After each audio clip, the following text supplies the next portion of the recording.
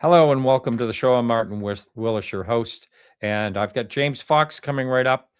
He's a friend and always fun to talk to, and we're going to be talking about his new release, Moment of Contact. This came out on the 22nd of this month in December, and it's the new revelations of alien encounters, and we're going to be talking about that because there are definitely some new revelations, which does seem to happen a lot after a movie comes out. People come forward, and he's been to. I think I sent a text recently. I think it was a couple of weeks ago, and he says, "I'm getting on the plane now to go to Brazil." I mean, I don't know how many times he's gone there. I'm going to have to ask him about that. So this week's blog is a 1954 landed craft and humanoid report from Cianina, Italy. Check that out. That's by Charles Lear.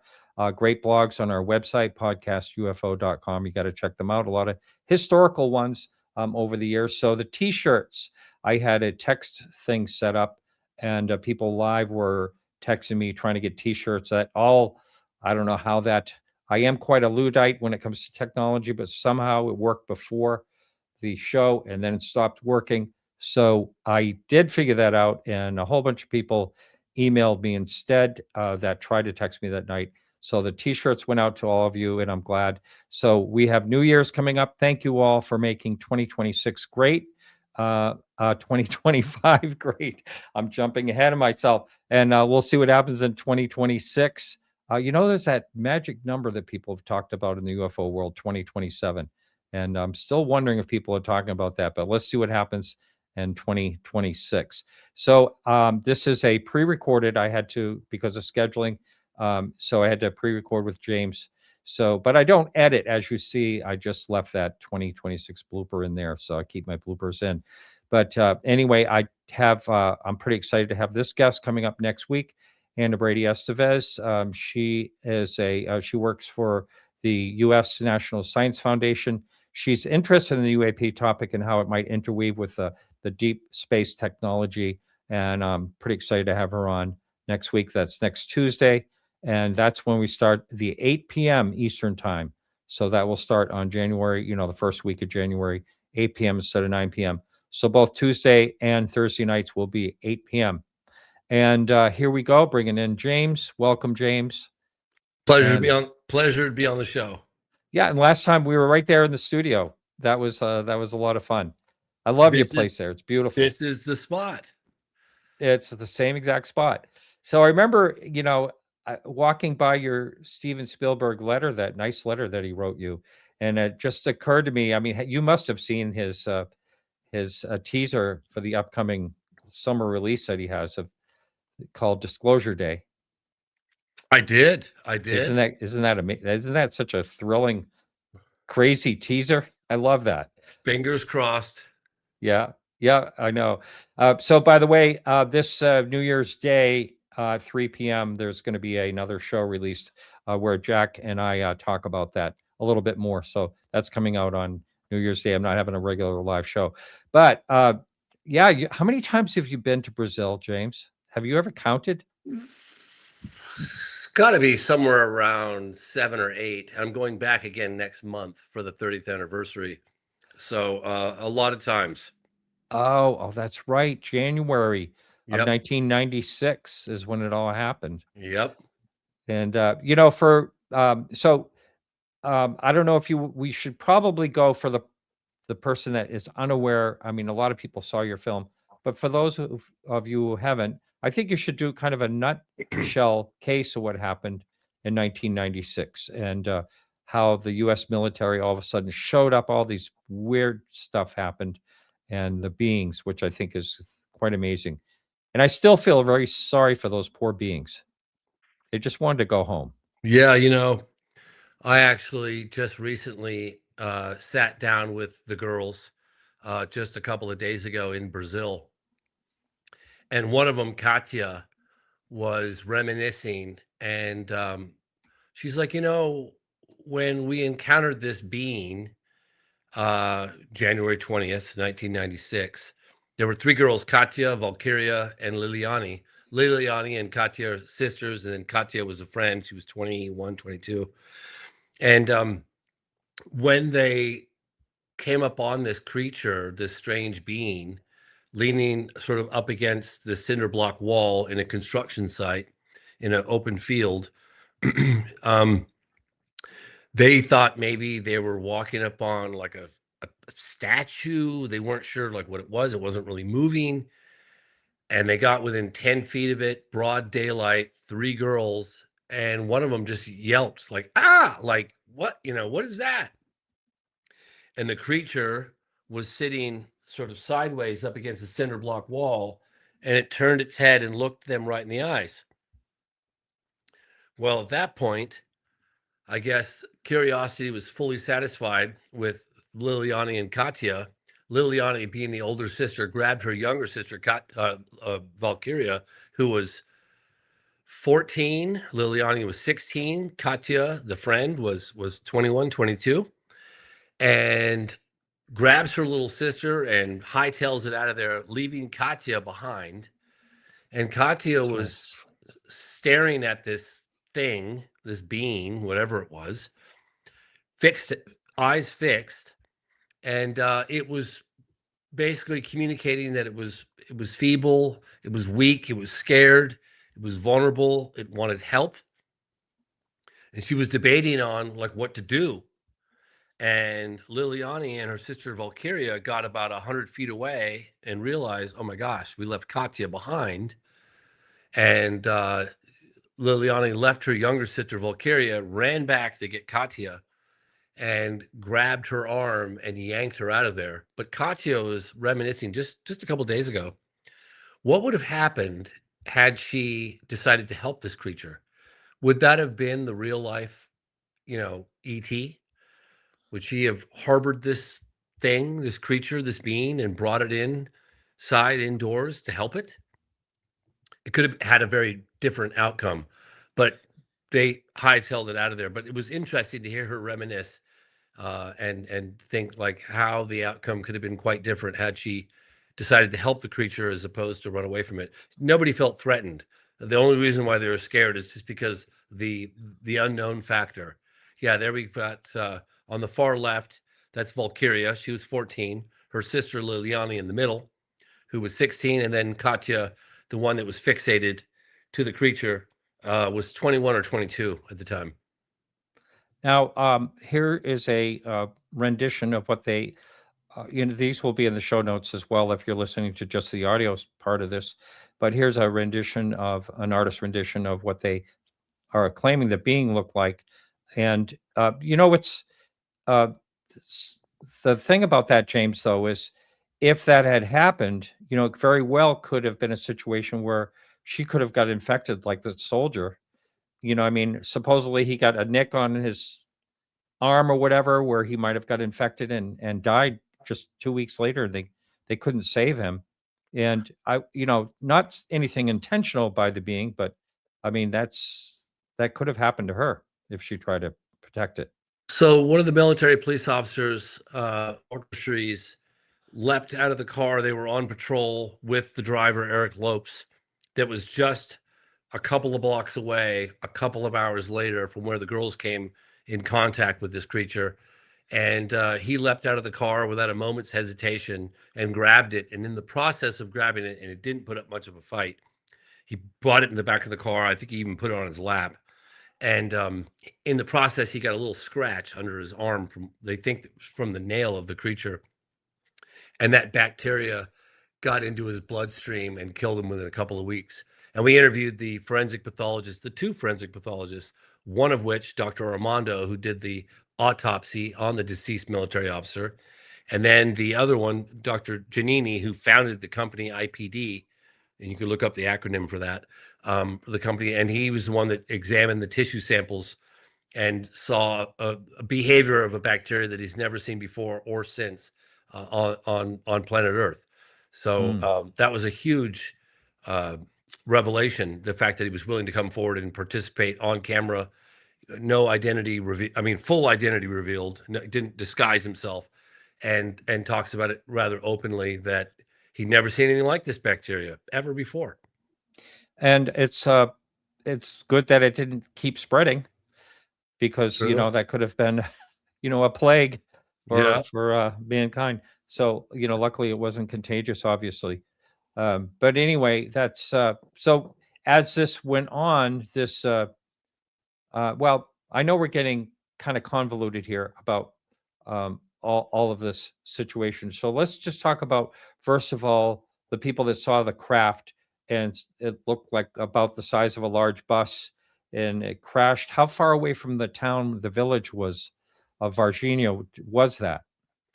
So this is the first time in this new cut of moment of contact, new revelations of alien encounters, where we actually did Google Maps, and we put the maps out, and we had the various, like, the new witness to the craft, Fabio Furtado, at his farm, and proximity to that to the crash site, proximity to that to the two farmers that saw the object in distress, roughly around 2, 3 o'clock in the morning, and had their farm animals not made a huge ruckus, they probably wouldn't have even known it was out there because it made virtually no sound at all. And it was the size of a large slightly bigger than a large school bus, shape of a cylinder, like a cigar. And it Mhm. was didn't have any control surfaces or wings or anything like that. And it had according to the witnesses, it had a tear in the back of it. And Hmm. it had a vapor, like a white vapor smoke coming out the back. Not the kind of smoke they said that you would see in a fire. It was different. And she was expecting it to, uh, to impact the ground, but it managed to stay aloft for evidently a few more hours until the other crash witness, Carlos de Souza, um, saw it impact the ground. And if you look at the Google Maps, which we actually show for the first time, you see, like, okay, the two farmers that saw it roughly 2, 3 o'clock in the morning. It's here. The town of Varginha is just over this side. Then in the middle is the crash site where Carlos de Souza saw it impact the ground at Myelini Farm. And then you have this new witness, Fabio Furtado, who saw it uh, at his farm, clearly in distress. And that was, so if you look at, like, the Google Maps, we had sighting here, crash here, another sighting here. It all makes sense. And then Varginha was roughly 12 kilometers away, Hmm. maybe 20 kilometers away from the actual impact site, as the Mhm. crow flies. Yep. And what was the first time people, well, before we leave that conversation, so as far as you know, as far as they knew, Yeah. this debris stayed there for a little while, right? Well, Days? so Carlos de Souza, who's a geography professor at Sao Paulo, also an ultralight pilot, and he was headed from Sao Paulo very early in the morning up north of Varginha. I think it was it's the state of Minas Gerais in Tres Corações was the area that he was headed to. Um, he saw it impact the ground. He never once thought alien craft, UFO. To him, it was like must have been some sort of experimental government craft. And he's like, they're going to need help. I turned off the freeway and drove up this dirt road on a farm called the Myelini Farm, and he arrived at the impact site. He describes seeing, like, roughly half of the cigar-shaped craft intact, and the other half scattered over a very large area, bigger than a Hmm. football field, of lots of pieces of what he described as sort of an aluminum foil that had sort Hmm. of shapes. And he got out of the car, the debris field, again, not thinking alien, not thinking UFO, never once entered his mind that it was a UFO, that whatever it was, they needed help. He got out and he said the smell was so strong of, like, ammonia and sulfur that he grabbed his t-shirt and he put it up over his mouth and nose and was just trying to, block it out. Mhm. And he said it was like an acid type, like, liquid over the grass, burning the grass area. And the smell was so strong. I mean, he nearly buckled his knees. Hmm. And he picked up one of the pieces. Again, this is according to Carlos de Souza. And he said it was extremely light and like a tin foil, like you could barely feel it in your hands. And then he crumpled it up and then it regained its shape. Just like And Roswell. yeah, just like Roswell. Hmm. And this was 1996, January 1996. And at that point, military trucks arrived from the opposite direction that he came in. And if you look at the road and you look at the maps, that dirt road led directly to the military base Ezra, which is where all the operations, all the military operations started. So do you think they saw something on radar, the local military, and that's how they showed up? They I saw heard, something going on? yeah, I heard this again when I was just there from some military people that were in discussions with, that the Brazilian military got word from the Americans that there was an object coming in and around that area. Oh my So God. I I wouldn't don't doubt have it. I don't have definitive confirmation on that, but I've heard Yeah. that from from a couple of sources now, that they gave them a heads up that it was coming in, and they got there within a few minutes of it actually impacting the ground. Isn't that crazy so quickly? Yeah, Uh, yeah. but these at least two beings, right? Was it two beings that they allegedly escaped? Well, so there, he didn't see, Carlos de Souza saw no entities. And I asked him specifically, I was like, well, was the intact piece that was remaining, was it large enough to contain occupants? And he said, no question. It's about the half the size of a school bus. He did not see any entities at the crash site. And Hmm. everyone, all the researchers, Uberajara, Paccaccini, that we spoke to, they didn't know like if the occupants ejected somewhere else earlier, or uh, they didn't know. And there's also some confusion as to exactly how many entities there were, because we have accounts from Humanitas Hospital, we have accounts from Regional Hospital of entities that were alive. We've heard up to 5 entities. We think one was shot by one of the either the military or the fire department. Because when you're in the fire department, or you're a police officer, or you're a radar operator, you're still part of the Brazilian military, right? Hmm. So we've heard accounts of one that was shot, one that was captured with a net, one that was captured just, cowboy style. That was Marco Chariz, who died several weeks later. But we really only focused on 2, but we're still looking for testimony. We've got now, for the first time in history, testimony of what took place in Regional Hospital, which is where we reported several years ago that the 2 military police officers ultimately ended up dropping the creature off at, was Hmm. Regional. But we also have testimony from a military guy from as a military base that he picked one up, at least one, from Humanitas Hospital, which is not that far away in the town of Varginha from Regional. But we don't know. We don't have right now. We don't have testimony from any doctors, sorry, at Humanitas Hospital. However, we've got reports that Dr. Roger Lear met with 2 doctors. We have the name of one of them. We still haven't gotten to him yet. That there was a live creature at Humanitas as well. But Wow. again, that's Yeah. the evidence on that one. We just don't have the testimony yet. Right now, we have extremely solid testimony from the head neurosurgeon, Dr. Italo Venturelli, he's the head neurosurgeon at Regional Hospital for the first time now, that he had face-to-face communication with it in captivity. Wow. I mean, there's how many witnesses would you say total? There's got to be dozens and dozens. Yeah, a lot of people saw, like, we interviewed uh, the TV Princessa. There were 3 reporters. We interviewed all 3 of them that got wind of what had happened right after the girls had the encounter with the creature in that particular area, and that was just 2 blocks away from where the capture apparently was. Um, Military blockades. They were asking questions at the military blockade just a few blocks away from the girls encountered the creature. We interviewed those guys. They were asking questions as a military base, because apparently one of them was transported there overnight. And they were told if they asked one more question, they'd be taken to jail. And they were threatened at gunpoint, one of them trying to get through the blockade to go closer to where the girls had allegedly encountered this creature. And then you've got the 3 girls that came in contact with it. You've got other people that had witnessed some activity from the first capture in the morning with the fire department, where they apparently captured it with a net.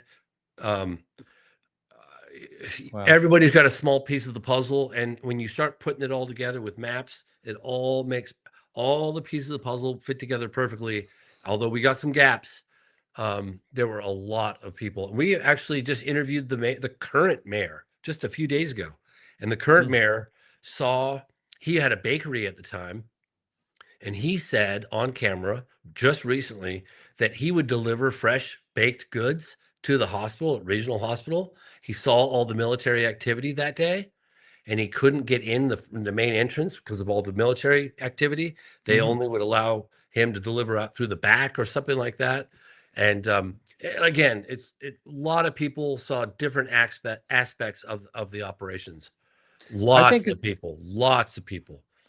the revelation that I was unaware of, and maybe it was in your other film about this, but the testimony of the girl's mother talking about the people in black Yeah. showing up. Can you talk a little bit about that? I don't want to give too many spoilers, but this is really fascinating. So, you know, I'd heard about these men in suits, these men in dark suits. I like to say men in dark suits because Yeah. MIB's got so much baggage to it. And I'd heard about Yeah. it dating back to 1950 with McMinnville, Oregon, with Evelyn Trent and her husband Paul. Evelyn was home alone when these men, one man I think showed up from some unknown government agency in a suit and rummaged through. They'd taken 3 photographs of a disc in McMinnville, Oregon in 1950.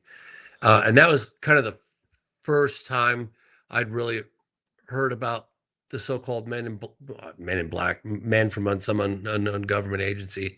And then I'd heard about it a handful of other times. I heard about it with Phoenix Lights.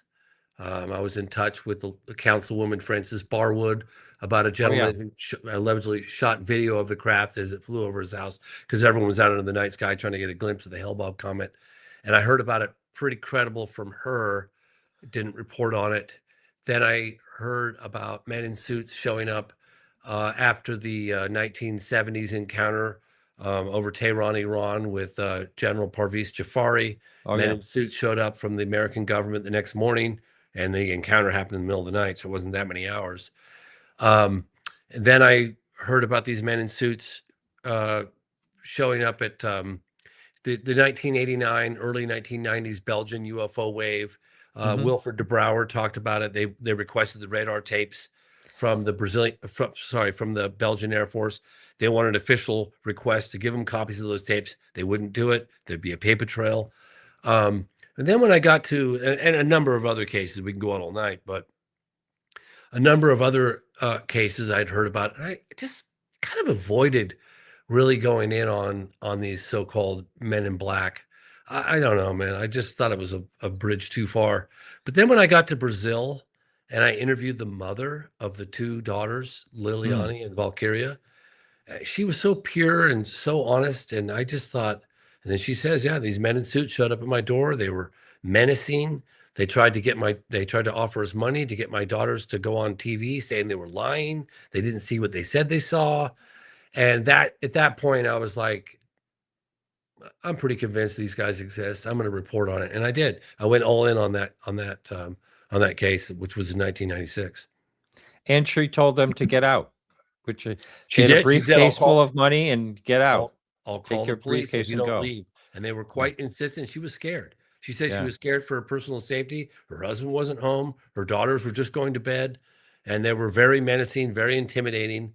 2 of them said nothing. They had clipboards, took notes. The other one talked. They had a briefcase with money, offered her a whole briefcase. They could relocate. All they had to do was go on the morning news and say their daughters were lying. And she refused to do that. That's so great. That's so great. So I wanted to just mention out there, I want to thank everyone that posted questions for James. I'm going to be getting to some of those in a little bit. Thank you so much. I put that out on X, I believe, and also on my YouTube channel, and a bunch of people responded.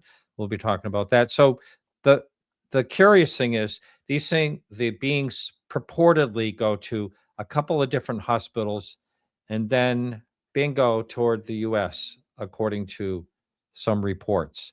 And just to think that the craft, I mean, that our United States government would actually come to, to a place like Brazil when something like this happens. And I know that you and I have had a conversation. I had Jonathan Wigan on, and we had a conversation about him, and a very similar thing.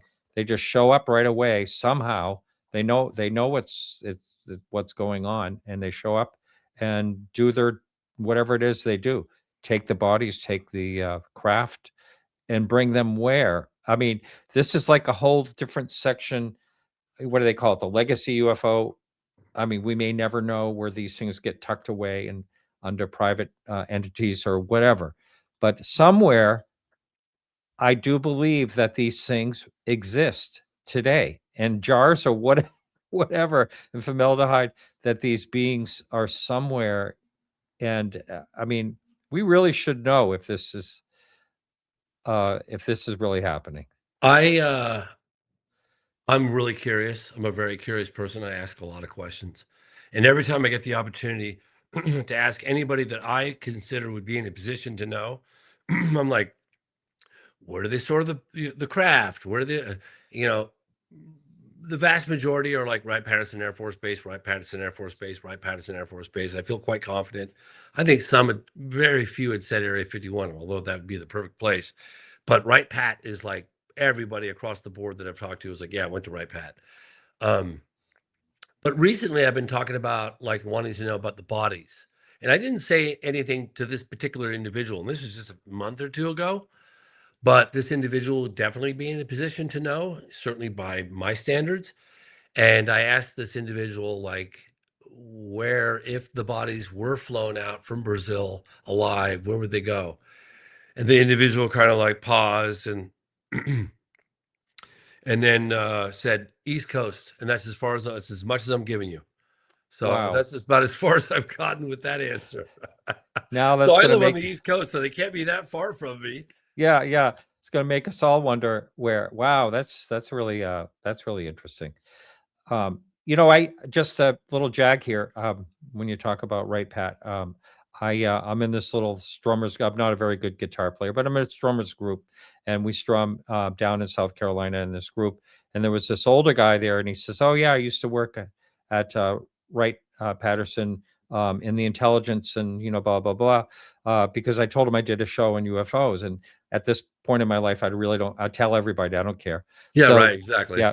So right he and he said, "Oh, I used to hang out, you know, the water cooler with all these guys from, you know, Project Blue Book, you know, years ago." And then he says, and then yeah, after, and even after they were supposedly closed down. I said, "What are you talking about?" He said, "Yeah, after," he said, "they were still around." He said, "After the 1970, they were still around. We used to talk." So it's like, what? It closed in 69, but those guys were still doing their thing? I knew they were because I was getting reports from people in the 70s, 80s, 90s of these men in suits showing up investigating, trying to like silence the witness, threatening people, offering them money, bribing them. So I knew, like, of course, when the ATIP was revealed on the front page of the New York Times, yeah, it was cool. I was like, yeah, this is great to have some level of recognition. But I've known that the investigations never ended. They just went underground. Yeah. Yeah. But I mean, it's just another thing. You don't hear anything about that. You know, I mean, and you know, something like AARO, you know, they claim they don't have any, you know, they don't have enough evidence or whatever. They really wanted to get all their access to all these things, they would. And you know, I mean, I don't know if you heard about this, but Matt Ford recently was approached by someone from there, you know, like maybe it was, I don't know, maybe through AI or something like that. Like he would fit some position. But anyway, it was about, one of the things was, have you ever worked for any type of disinformation or anything like that? It was basically spelling out that, you know, they were looking for people that knew how to handle disinformation. Well, I went into a SKIF with the new head of Aero, John Klosklowski, and that was probably about exactly a year ago, something like that. Really? Yeah, I did, yeah. And I got my little pass, and I had to get a 48-hour background check, and I had to go through all the security to get in, and they had like these glass tube-like things. I'm gonna back up and show you. They were like, it was really cool. I felt like it was in a Star Trek episode. They were glass cylindrical, like tubes, maybe about that big around, went up pretty high. And you walk up to them, and one side opens up, and you walk in, you stand there, that closes, you just stand there for a beat, and then the other one opens, and you go through. And Wow. then This is crazy. Swear on my life. And then we go inside, and I have to I have to go to a locker and I got to get rid of my camera, everything electronic on me. I had to get rid of and put it in a locker. But I asked the individual, I was like, hey, and they're probably going to hear this, but I was like, hey, is there a bathroom I can use real quick? Because I was like, I need to take a picture of this pass because no one's going to believe me. So I went in the bathroom, took a picture. And I have a picture of the pass that let me in. It was like escort mandatory or required or something like that. And then I came out the bathroom, put all my electronics in a locker. They probably went through it. And then, just like in the movies, this kind of vaulted door, opened that up, went inside, and I got escorted down this hallway. And it was a, fairly narrow hallway. And there was a door to my left that was open, and there was a door to my right that was not open. And he's like, wait here. So I was standing there and I couldn't help myself. I just kind of looked over to my left and I saw a round table meeting. It might have been an oval shaped table, but honestly, I can't remember for sure. And there were a handful, maybe 4 or 5 people, a couple women and like 3 men. And they're having a meeting, official looking meeting. And I mean, come on, I couldn't help myself. I just kind of tuned in. And our brains have this uncanny ability to filter out any noise and really zero in on exactly where we want to, so I'm kind of like trying to pick up on this conversation and, basically spying, I guess. And one of them gets up quickly at the table, walks over the door quickly and shuts the door into my face. At which point, somebody from, what is it? AFOSI, Office of Special Investigation, Air Force Office of Special Investigation, comes up. I know his name, and I'm not going to reveal it, and takes me into this office. And there was a computer set up, and it was a computer that I had interviewed some intel people that said that a lot of the high resolution UFO data was on, because I remember going, well, what's that platform, and the individual told me, and I was like, oh my gosh, that's where I think a lot of this classified stuff's held. But I'm looking over the computer, and then John Klosklowski comes in, the new head of Aero, and I was just talking to them. I mean, they knew who I am. I'm not going to, I was talking to them about Rua. I was talking about Varginha. I was talking about Socorro. I was talking about, and I said, and they just sat there quietly listening, 2 of them. And I said, what's the plan when you guys make the determination based on your investigations? You're going to come out with the fact that that's a very small percentage of what we're experiencing here on Earth, is non-human intelligence. I mean, there's no question about it. Is there a plan to tell the public? And they both sat there quietly. And John goes, James, he goes, I can't part my own hair without approval from the DOD. And you can quote me on that, which is rather interesting. He's basically like, my hands are tied, and it was quite revealing. But they never said, oh, no, those cases don't exist under the crash retrieval. No, they didn't say anything. They're just very quiet. And that's what he said. Yeah. That reminds me kind of like of the FOIA that you had sent and how they replied back to you. Basically, we can't deny, or, I mean, it's kind of like they're admitting, but they can't talk about it. We cannot confirm nor deny. Nor deny, yes. Based on some National Security Act of 1949. That's right. It's your request. And I was just asking for the flight logs of all planes, particular dates. I think it was like 10 days apart, maybe like January 15th or 14th to January 30th or 28th, and and the CIA responded. It was from the CIA. It's in the film. Yeah, I know. So it took three years to hear back from them. Right. So overall, how did this SKIF come about, and what did you get out of the whole thing? What was that his hands are tied, and you don't think that anything's going to happen? Or they were going to. I can't go into too much detail because I promised them I wouldn't. But they'd found a particular video that was of interest in the UFO community, and particularly me. And they were like, oh, we think we found the explanation, and here it is, and this is performing a certain way because of XYZ. And I looked at it, I looked at him, and I was like, you can't really, no, that's going to be a slap in the face. This contradicts every bit of testimony, particularly from the individual who shot it. This is absolutely, totally inconsistent with the descriptions, with everything else. You don't do that. Don't release this. And I don't think they ever did. That's good. I mean, it's good that they would actually listen to someone on the outside, basically. You know. Yeah, because, you know, I don't know, man. You'd like to think that some of these people want to do the right thing, but their hands are tied, you know? I mean, just because you're on the inside, you know, and you have access to all this classified data doesn't make you a bad person. It's your job, you know. And there's some people that feel that people, you know, like ourselves have the right to know. And, but they're, you know, they're sworn to secrecy. So it's, you know, it's like, how do you circumvent that? That's where I'm at right now in my career, is like, how can we create a platform? How can we create an environment? It's like, you don't have to believe Grush, you don't have to believe Lou, you don't have to believe Hal, you don't have to believe Eric Davis, but what they're saying is so extraordinary and so potentially impactful around the world, that what can we do to create an environment to allow them to testify? Do we need to like rattle the cage of our elected officials? I'm heard that it could come from the Senate, the executive branch. How do we give these guys immunity? How do we allow them to give the details needed, those classified details needed to verify their extraordinary claims? And I think that's where I'm starting to transition into that kind of effort, is to we've all had it. We're all frustrated. I get it. You know, we're tired of hearing these extraordinary claims without providing any evidence. I'm right there with all of you, and that's, I'm kind of transitioning into that movement more so than anything else, because these people claim they're willing to testify. They said they would like to. They just need immunity. Right, right. And you know, I thought that was a very interesting comic by Eric Davis. How he, if he had that, he would love to be able to talk about everything that he knows.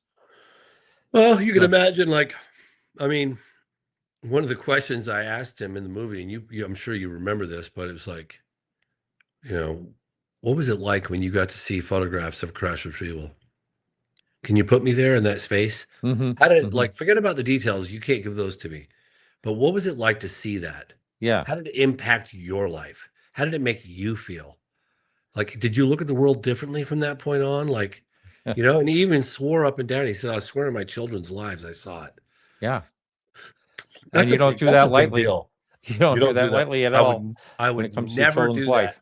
I hmm would never do that if it wasn't the case. Never. You imagine? Yeah, yep, absolutely. So here's a question from the Oracle 55. What is James' response to the questions raised in a recent video by Patrick from Vetted regarding Dr. Atalio Venturelli? I can't pronounce the name. Churlius. Venturelli. Thank you. Contradictory statements on the Varginha incident from 2023 in an interview where he said he only saw the alien on a video provided by someone else, compared to the recently where James seems to insinuate that he did see the being with his own eyes. James did, or he did? He's, you know, that you are insinuating that he did see. Now, I saw Well, the video, so I saw that he did say that he did see with his own eyes. But yeah, let's just address that yeah. question, because a few So, people have asked something similar. oh, that's a legitimate question. First of all, he's lied about it for 29 years, 28, 29 years. Um, Marco and I, we have a mole that works. I'm not going to say what hospital, that, because I've been going after the video. That was my primary objective since the film came out. The Mhm. video, the photographic evidence. We're going after the chief of police. We're going after any potential doctors. And this particular mole was telling us, you might want to talk to this person. You might want to go out to this person, giving us names. So we had pretty good beat on Dr. Italo Venturelli, who was a current neurologist at Regional Hospital, that he'd seen the video. So if that was the case, who showed it to him? Who shot it? Where's the video today? So we set up a meeting, and after a lot of effort, Italo agreed to meet with us, and I was on a video Zoom call. And this is a little over a year ago, and I was with Marco Leal. Not here. This is different. And this was us recently. And I pinned him down and basically, like, with Marco Leal, and was like, you know, did you see this? Do you know about this video? Did you see the video? Is it true? You know, And to my absolute amazement, he confessed. Well, we weren't recording this at the time. It was just a video, like a Zoom call on. It was a call with a video call, and I was looking at him. He was looking at me on the phone. And to my amazement, he confesses that he saw the videotape and it did exist. And I believe he went as far as giving us the name of Marco Venices, who was a fellow neurosurgeon who shot the video, who died of a heart attack in 2018. And I was like, okay, where's his wife? Where's this? Where's, you know, and I was fixated on that. I didn't even think to ask him on that call, did you actually see the creature? Because I was like, the video, the video, the video. So we hang up. And I was super excited because I was like looking forward to going back to Varginha and seeing if we can't track this video down. The guy died of a heart attack. So if he had the video hidden somewhere in his house, it would probably still be there because he died suddenly of a heart attack. After the video call, Marco kind of pins him down, a little interview at his desk, and was like, well, ask him more questions. Did you see the creature? And he denied it. And he denied it on camera. And after that, he had a heart attack. Apparently, he was lying in the ICU staring at the ceiling. I don't know if it was 1 month, 2 months, 3 months later. And he was thinking to himself as he stared at the ceiling at the ICU, like Marco Venices, I can't take this story to my grave. If I survive this, I think I'm going to come clean. And then after he survived the heart attack, he got prostate cancer, and he had surgery for prostate cancer. And then after all that, and he was still recovering from the prostate surgery, we were back in Varginha, still trying to pin Italo down to locate this video. Wasn't really aware of all of his health complications at that point. And we were meeting with the two forensic pathologists. And this is roughly a year after we interviewed Italo. And Italo was being very evasive because we were just like video. We got to get this video. So we're interviewing Dr. Armando, who did the autopsy on the deceased military officer. We're also interviewing the founder of IPD. You look up the acronym at it's IPD. I don't know what it stands for. But Dr. Giannini, and we were talking to him about the tissue samples, and they're going on the record. They're going to participate in the film, and we're filming the whole thing. And towards the end of filming at the lab, IPD labs, I said to Dr. Armando, hey, you're very well connected in the medical community. You're running these hospitals. You run this lab. You're closely tied to Dr. Giannini. You did the autopsy on the deceased military officer. Can you get us in touch? Can you get us back in touch with Italo? He's not been returning our calls. So he picks up the phone, and this was in January of this year. He picks up the phone, boom, gets him on the phone, and he hangs. They talk in Portuguese, hangs up, and he said, he'll meet you tomorrow morning around the backside, the back entry point into regional hospital, 10 o'clock. We're like, oh, okay, let's go, and I knew that the creature was dropped off at regional hospital. I was super excited. I wasn't sure exactly where this was going or what was going to be said. And we went to the back. He shows up. He pulls us in the back entry point of regional hospital, takes us down these corridors, all through this whole, labyrinth, and takes us about to take us into the ICU. And he's like, you got to put this, all this protective gear, a mask, because in order to go to the ICU, you have to be, all this protective stuff. And we weren't sure exactly where it was going. And he initially starts like, this is the bed where I saw the video. And then he says nonchalantly, and the creature was lying directly in this bed. And I was kind of confused. I was like, wait a minute. The video was like the creature. And he had just decided to expose it all.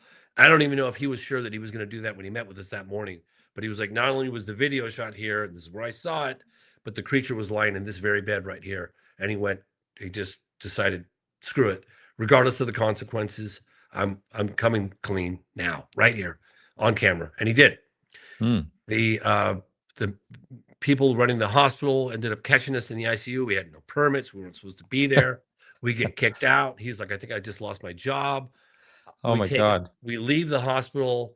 We don't know where we're going to go. We have the cameras rolling. We go into a little cafe next door and we start talking more details. And I'm trying to process. We all are. And you can look on the faces of the audio guy, the camera guy, Yeah. Marco Leal. Like, we're all shocked. Did he just say what we thought he said? Did this really? We sat down at the table and we had cameras rolling. And I asked him, was like, after 29 years, and now you're coming forward, like, what does it feel like?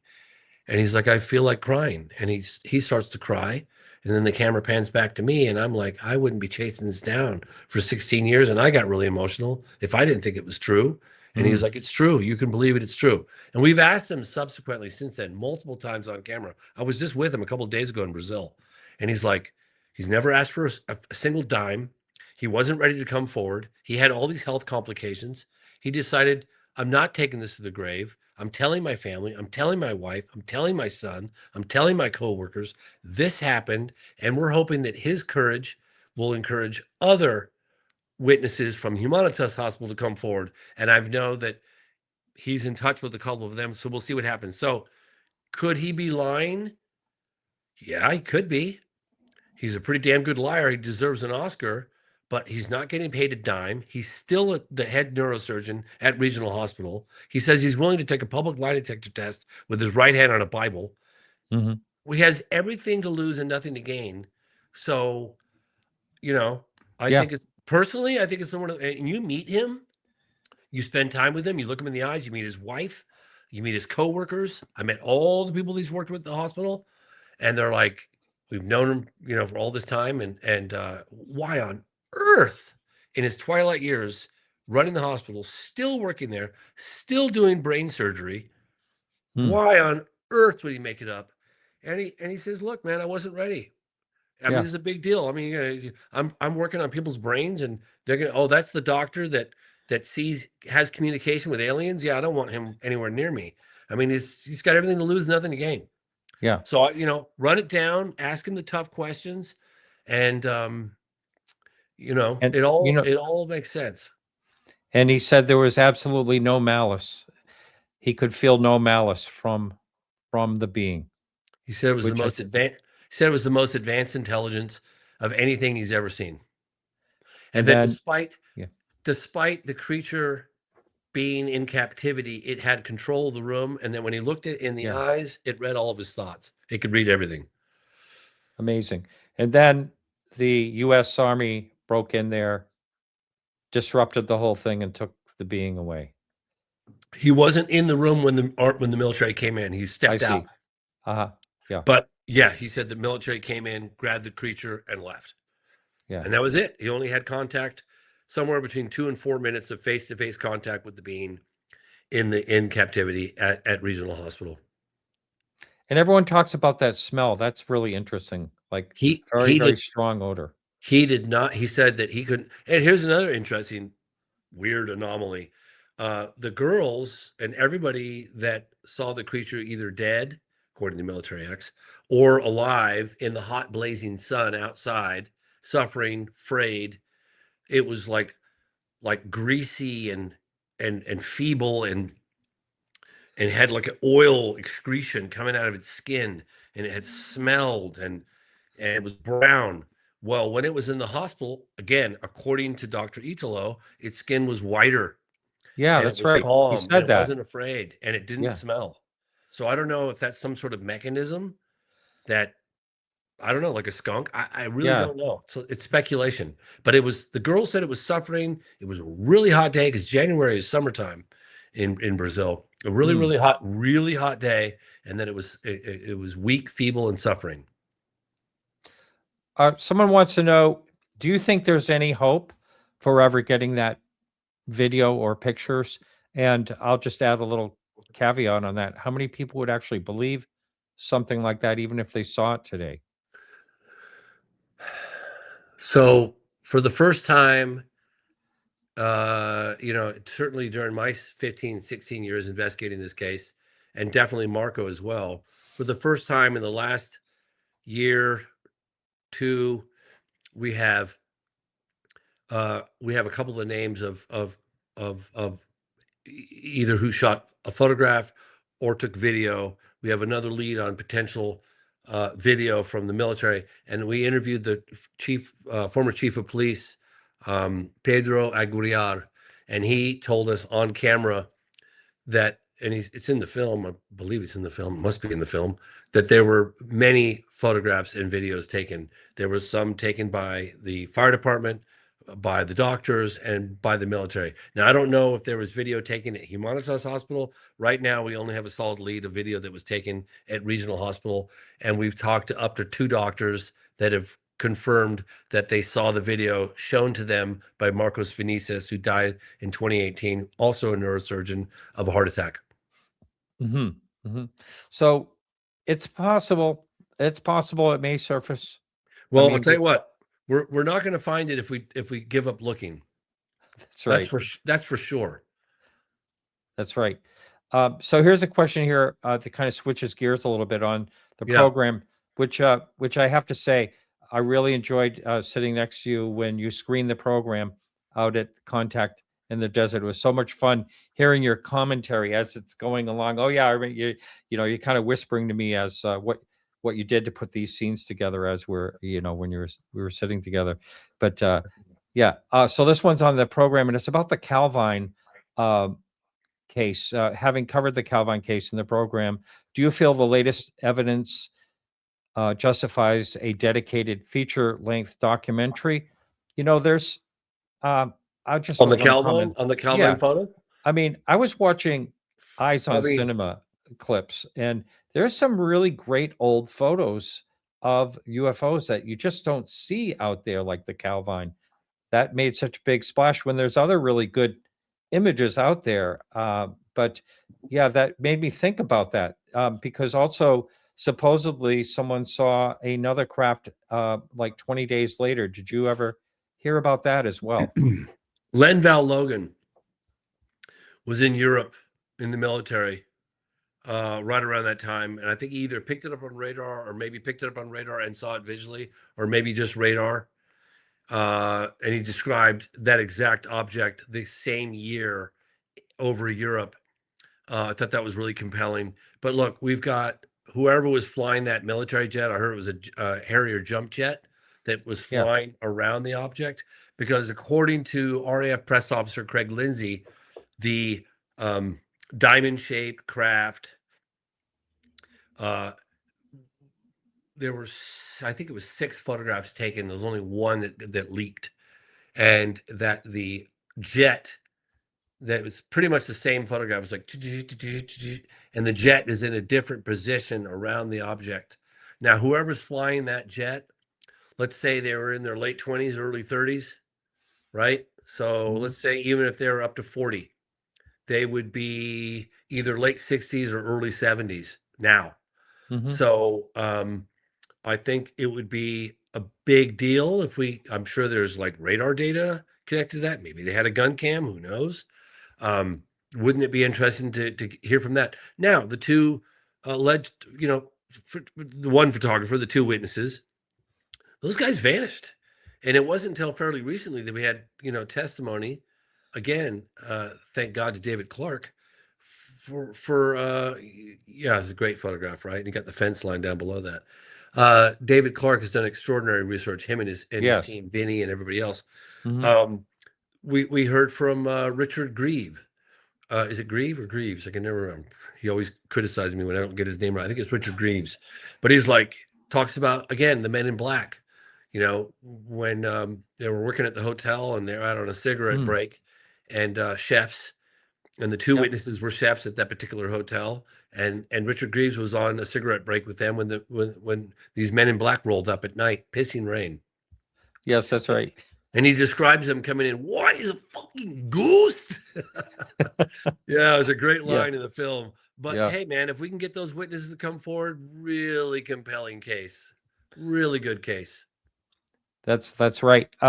That is a good one. Let me just fire off a couple of others to you right here. We're getting near the end of the show, but about Bob Bigelow's claim that that they're walking among us. Yeah.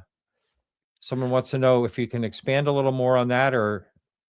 Well, that was my meeting with him was not too long after my 2-hour special, I Know What I Saw, aired on the History Channel. And I got an email from his assistant. I still have it. And she said, Mr. Bigelow would like to congratulate you on a job well done with I Know What I Saw. And I was like, oh, Mr. Bigelow, is that the guy? I think I, did a Google. It was like, oh my God. And long story short, he agreed to meet with me. And at that point, he'd been working on OSAP now, probably with a contract from the government for at least 2 years, possibly 3. Mm-hmm. And he kept that close to the vest. But I think he met with me more to kind of find out what my next move were or what I was up to. He kind of hinted on the fact that he might want to fund something that I was going to do. I don't think he ever had any intentions of actually doing that. But he talked about the complications of disclosure. He said to me, and I was kind of naive at that point. I still am, I guess. But he talked about, he goes, you take every single scandal, Iran-Contra, Clinton, all these things, you take them all and you put them all together and you multiply that by 1,000. And that, again, I'm just telling you what he said to me. I'm not saying I agree with it. And that would be the impact. And he was like, financial markets, financial institutions, religious institutions, the impact would be so incredible. And I just thought to myself, I don't really know if I agree with that. I don't know. I was always more like, I think it would have a very unifying effect on humanity. Obviously, we'd have to get over the ontological shock of it. But to me, I don't know. I didn't necessarily totally agree with that, but he's put a lot of money into it. He's on a think tank, all these intellectual heavyweights within the scientific community. What do I know? And that's when he said, and they're walking among us. And I said, I wasn't even sure how to process what he just did. I was like, I'm sorry, what? And he goes, what do you mean? He goes, I mean exactly that. They're walking among us. And so I guess I kind of compartmentalized that and put it in the back of my head. I didn't believe it. I did not believe it, but I was just like, you know what? This is too crazy. I wasn't even ready. And as time went on, and as I learned more and learning more even to this day, maybe he's right. I don't know. It would be kind of funny if he was right. Here we are looking out in the cosmos. And there's like, it's like right here, wouldn't that be funny? That would be. If that were true, like, how would they break the news to the general public on that one? I don't know, man. Maybe it's true. I talked to the people that I really believe, and a lot of people, there was a lot of controversy with the Jason Sands testimony. Yes. And I get it, believe me, I get it. He said some extremely controversial stuff, but I did extensive research on his background. I got a hold of his military records. I contacted all the people that I know and trust in the intelligence agencies. Do we trust it? Does this guy's credentials? I met with people that were in the SKIF with him, and they were like, not so fast. You can't just quickly dismiss this guy. He is who he says he is. I contacted his ex-wife. I paid her to go up into the attic and dig through all these boxes to get all of his photographs of him in the military. I was the one that exposed him. And I did as much background as I could on the alleged encounter that took place at Area 51. And I decided to report on it, not as fact, but as like, okay, I'm going to report on this with the hope that at some point, maybe one of those other witnesses that could have been with him in that convoy would come forward, right? Mm-hmm. And since then, I think it was James Clapper came forward in Age of Disclosure. And James Clapper was like, yeah, there's an excessive amount of UAP or UFO activity in and around Area 51. I thought, okay. And I'd heard other accounts of alleged encounters, probably 3 or 4 different, just completely separate stories of entities in and around, of encounters in and around the base. So, Jason Sands is not, it's not as easy as one might think. Like, yeah, he said some controversial stuff.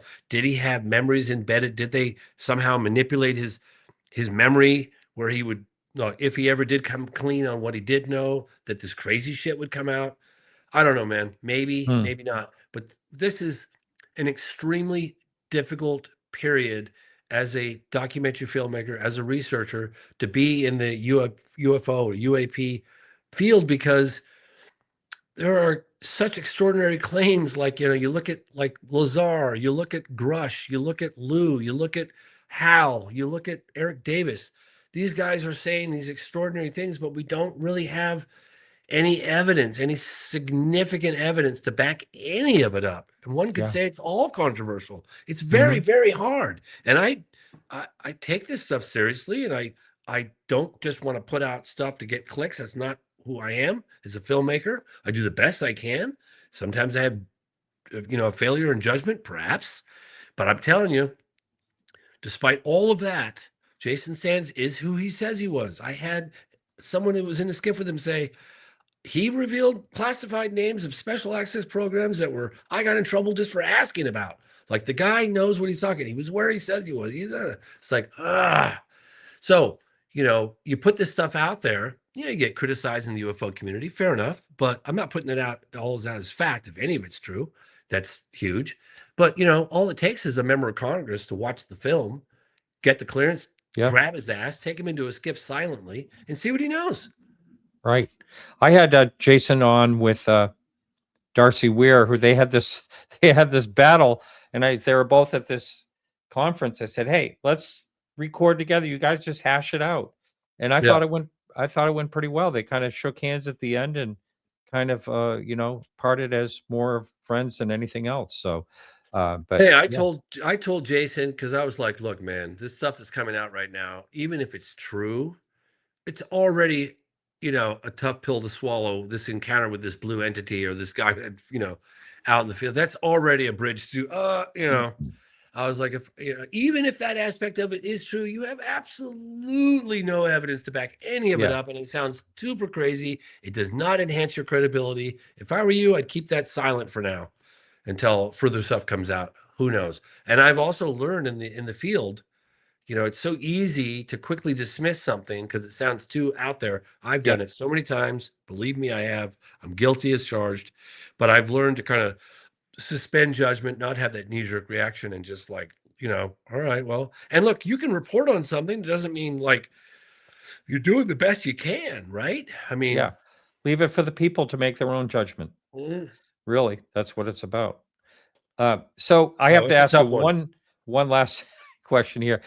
You thought at one time, someone, according to someone that posted, you thought that you received some type of telepathic message from someone at one time in an airport. Is that so? In an airport? Maybe he's got it wrong. Someone was moving a chair or something like that. Oh, And yeah. That was at the National Press Club in 2007. okay.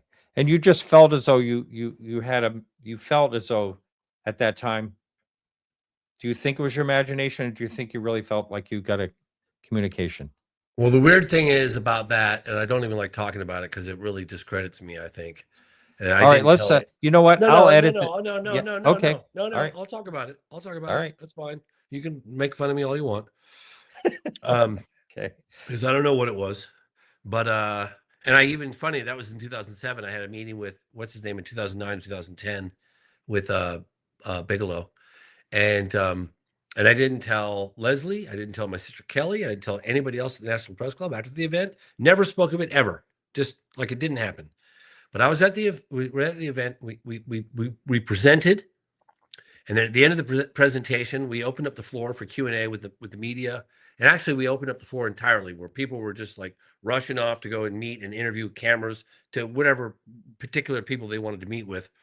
And I looked at this individual that was across the room from me. I don't know how far away he was. Maybe 30 feet, 25 feet, something like that. I'm looking at him. I don't know. Something just caught my eye. Looking at him, and he had these like really big electric blue eyes. They were just really like electric. Is the best way I can describe it. Like they were like lit up or something. I don't know.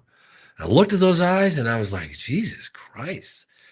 And he turned and he looked at me and he was like moving a chair, or he's like, I don't know if he was getting up and leaving, or he was moving a chair. And he turned over and he looked at me and we locked eyes. And like just it's as fast as you could possibly immediately. You're not from here. And this individual, in my opinion, I could be crazy, this individual knew that I said that I knew that. He knew that I knew that, and he knew that I knew that he knew that. If that makes any sense. It's like it was like a quick mind thing. Really instantaneous. Like it wasn't like looking and then it came. It was like just like that. And then it was the end of it. And then he peeled away and I peeled away. I mean, you'd think I would have ran up to him and got a closer look or something. Nope. Never spoke about it ever again. Really, ever again. I think I might have talked about it to Chris Ramsey like years later. I really don't think I talked about it at all because I don't think it enhances my credibility at all. But it's true. I did have that with whatever that was, whatever it was. Yeah. And I'm not saying it was an alien. I'm just telling you that was my experience. Right.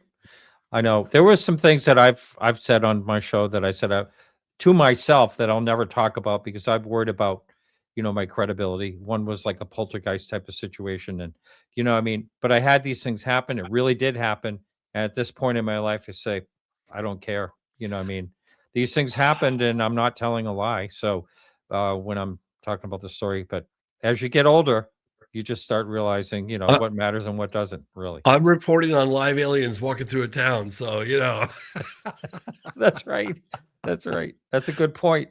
Oh, So what's next in the James Fox world? Do you have any irons in the fire with what you might be tackling down the road? Or are you going to take it easy for a little while, or what's up?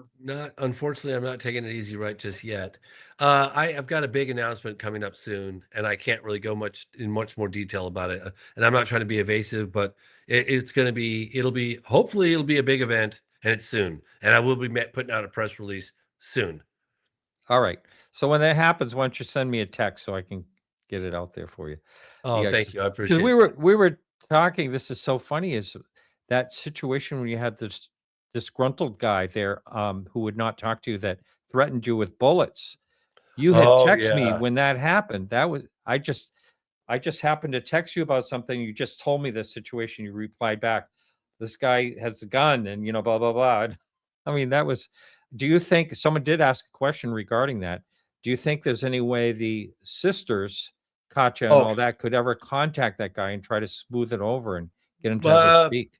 No. So I talked to a security officer just a week ago in Brazil, and he knows Eric Lopes, and he confirmed that he did have a gun below the window, and that he was going to shoot it if I didn't leave when I left. He was going to take it out and he was going to fire a couple rounds in the sky first. Yeah. And so that would have done the trick. That, that's what he said. And so I just found that out a week ago. Yeah. So we suspected, because he had his cell phone like kind of above the window, but he had his arm down below the window sill. And we suspected he had a gun. And as it turns out, he did have a gun, but he was going to fire it in the sky first. He wasn't going to just shoot me in the face like he said he was. But yeah, that would have been quite something. Yeah. That you don't want your story to end that way, James. But yeah, I would hesitate to go back. Yeah. But anyway, thanks so much. It's always so much fun to talk to you. And we're always looking forward to your great projects that you put out. I'm doing my best. This is tough. This is not easy, man. We're in weird territory in the UFO phenomenon. It's tough. Yeah. It's a good point. Yeah. There's a lot going on. So Moment of Contact, New Revelations of Alien Encounters. Check that out. It's on Amazon. And is it anywhere else besides Amazon? So right now, and I think in a couple of days, we're going to make it available to rent. A lot of borrowed money that I've got to pay back investors. And then ultimately I'll make it available for free on various platforms like I always do. So if you want to buy it and support what I'm doing, great. I think it's like $14.99. And then I think next week it'll be available for rent for like, I don't know, $6.99, $7.99, something like that. Yeah. And then eventually, and then a couple months later, we'll put it on the various streaming platforms with commercials for free and get it out there that way. So that's it. All right. Thank you for having me on. I appreciate it. Thank you. It's always a pleasure. And thank you all for watching. And remember to keep your eyes to the sky.